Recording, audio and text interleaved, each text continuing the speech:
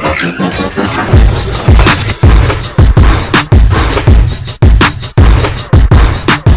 guys, welcome back to our channel. So as you can see, I have no hair on my head. I made this decision to cut my hair about 3 days ago because I really needed to. If you're interested in knowing why, then stay tuned. Don't forget to like, comment, subscribe. Also turn on post notifications down below so you can be notified every time we post new videos. We have pranks, story times, advice, all kinds of things. So go ahead and subscribe and let's get right into this video. So I'm just gonna go ahead and start explaining why I cut my hair.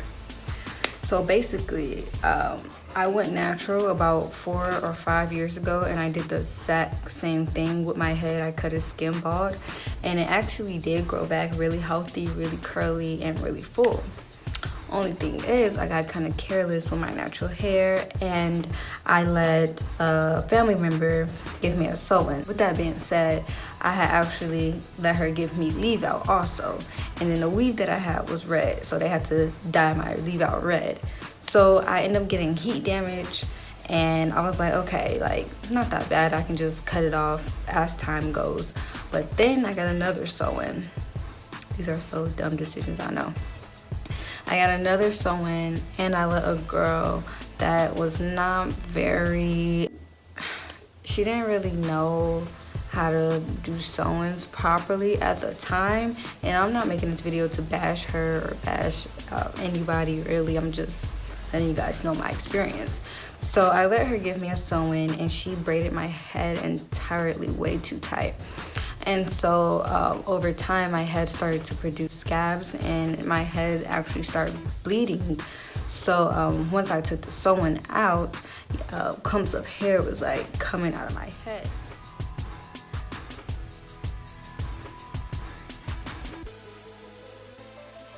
And I actually did contact her and let her know like my hair is falling out, and her excuse was, you left your sewing in for too long. I'm like, no, you braided it too tight. But you know, people never want to own up to what they've done wrong. And since she wasn't in a salon, I really didn't take things further and sue her. I just felt as if like his hair, it'll grow back, right? So over time, I realized that the perimeters of my head was a whole lot, of my hair was a whole lot longer than the middle section. And I never thought anything of it. I was just like, maybe it's just a slow process, or maybe it just takes a long time to grow. And I didn't think nothing of it, so I continued to press my hair, straighten it, use hematiki on it. I really wasn't taking care of it. And on top of that, I was using frontals. I was getting frontal sew-ins, and I was getting like really tight sew-ins, which took out like my sides too. Because at the time I still didn't know how to properly do frontals. And with that being said, if you have a frontal, you need to use got-to-be glue gel, because it's really easy to take it off with water. At the time, I was using frontal tape, and I was just literally ripping it off my head because I was like, well, I don't wear my real hair anyways, so I really don't care if y'all see my edges or not.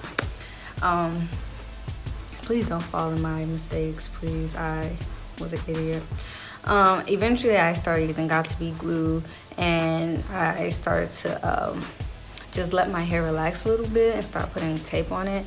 So recently I had actually got a wig, and as I was putting on my new wig, I had shampoo and conditioner my real hair. And I realized, like, I still was realizing that the part that was heat damaged, it was still straight, and it was just, my hair was just done for. It was just time to let it go. And so I had a patch of straightness here. It was some straight pieces in my head because I was straightening my hair. And also, mind you, the middle part was still very short than the rest. So I made the decision to go ahead and just cut it all off. This time I will take care of it like the way I need to take care of it. During the process of me cutting off my hair, I actually felt the division in my head, and I was like, feels weird, but I didn't even know that that scar was just there. And so my girlfriend, she had told me, she was like, you know, I'm gonna take a picture of the back of your head so you can see what's going on. So I look at the picture, which I'm gonna insert clips and videos in this video so you all can see what I saw. And I was like, oh my God. But anyways, I look at it and I'm just like, well, this is what my life has come to, you know? Like, it's not much I can like do now, but besides just move forward from here on out and take care of my head. I can't really dwell on it or be depressed about it. I mean, it is what it is. So I actually looked up I looked it up on Google and tried to research what exactly happened to my head, and I came across severe scalp damage. And that typically happens when the braids of your head is way too tight and your pores collide into one huge pore, and multiple hair starts to grow out of one big pore, but they get stuck because, as you know, your hair has one pore for each hair follicle. So I had one huge pore. There was a bunch of hair follicles trying to grow out of that one pore, and that's why the middle of my head was a whole lot shorter than the rest of my head, because the hair was like didn't have room to grow. So I'm actually gonna insert a clip in so you can see all the hair that was stuffed into that one pore. It's very graphic, so if you don't like things like that, then you might just want to skip over it. All right, so we're gonna go into the deep hole right now. All right, in the deep hole, you will see how her head is cut in 4 ways. Left side, this is her right side. And when you go inside the deep hole, you see how the hairs are just stuck? Like, they won't even come out. Look at that. Hold on. You see that, yo? Couldn't even shave that out. It's like her hairs just got burnt inside of it or something. It's amazing. It's fascinating what is behind the female hair. But this is Bay though. This is Bay. Shout out to Bay. You still look good, mama. Bye.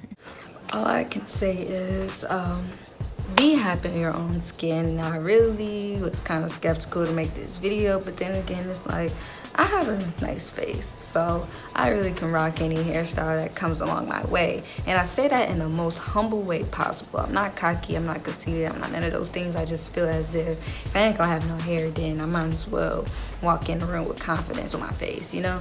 But at the same time, I did not cut my hair as a style. I didn't cut my hair to walk around with it in the first place. I cut it because it was damaged, and so I'm still gonna wear my weave. Well, I'm still gonna wear wigs. I'm gonna subtract myself from sew-ins because I feel as if my head has already been through too much damage already. And I'm just gonna let my hair flourish and grow underneath those wigs and just take hair affinity and then moisturize it with conditioner and moisturize it with different oils just to get it back growing again. If you have any advice or tips or hair growth advice, then go ahead and leave them down below. Mind you guys, make sure you be smart with who you let braid your hair or who you let do your hair, because not everybody is professional. Not everybody is trained in those fields to be under the supervision of doing your hair. So just keep that in mind. You get what you pay for. If someone is charging you $50, $8 for a sew-in, typically your head is going to be split in fours like mine. And if you want to prevent that, then just go to a professional. That's all I have to say. If you're going to get a frontal sew-in, use Got2b glue. Don't use tape because your edges might fall out. So learn from my experience.